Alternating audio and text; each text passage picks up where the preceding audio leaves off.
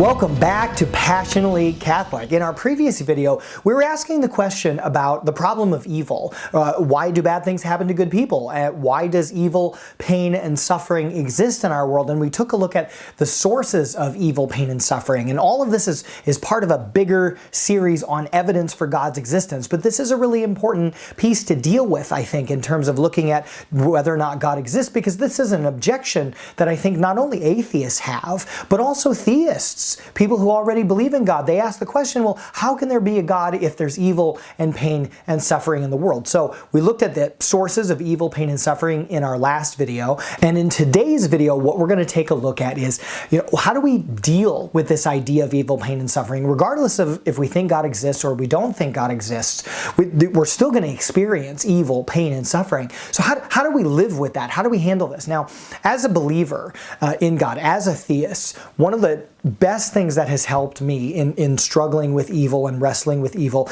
and overcoming evil and dealing with evil in the midst of it and suffering and pain.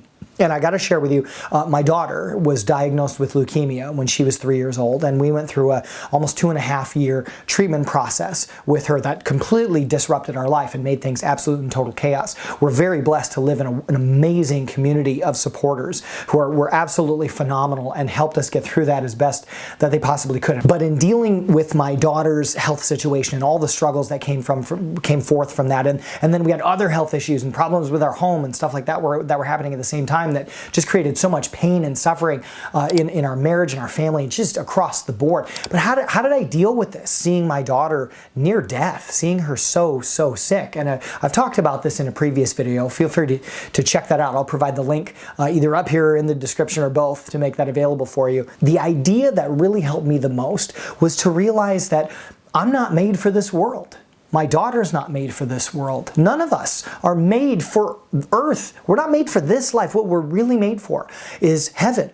Heaven is our home, and that's where we will experience perfect goodness and perfect truth and perfect beauty and perfect love and perfect health and eternal life. And all of us, deep down, I'm convinced, are craving not just goodness and beauty and truth and love and health, not just some of it. We all crave perfect goodness and perfect truth and perfect beauty and perfect love and perfect health, eternal life, God. We are all craving God, because we're built for God. As St. Augustine says, you've made us for yourself, O Lord, and our heart is restless until it rests in you. Okay, and ultimately that's not going to happen this side of the veil of death until we get to the other side of life, okay, until we get to eternal life, until we're born from this womb experience. Like a baby is not made to live in the womb. The baby is made to live outside the womb, okay? And let me argue this from a spiritual perspective. That's a very physical perspective. From a physical perspective, we are not made for this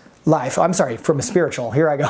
From a spiritual perspective, we are not made for the earthly life. We are made for heavenly life, for perfect goodness and perfect truth, perfect beauty, perfect love, perfect health. God, eternal life. We're made for that. Why? Because we crave it. Because every time that we run into the opposite of those things and we run into illness or problems or death, okay, or somebody lies to us or manipulates us and we're not getting perfect goodness and truth and beauty and love, we run into something that's ugly and awful. There's something deep inside of our soul that resonates against this, and it revolts against it and says, no, that's not the way it's supposed to be. We're not supposed to be ill and sick. I don't want this. This isn't right. And we react to that because deep down we know in our souls that this isn't right, that ultimately that we're not made for this. Okay, so one of the biggest things that's helped me with dealing with evil, pain, and suffering is to realize that I'm not made for this world, that I'm made for heaven. And like with my daughter's experience was accepting and realizing, you know what?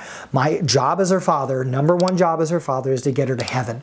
That's my number one job.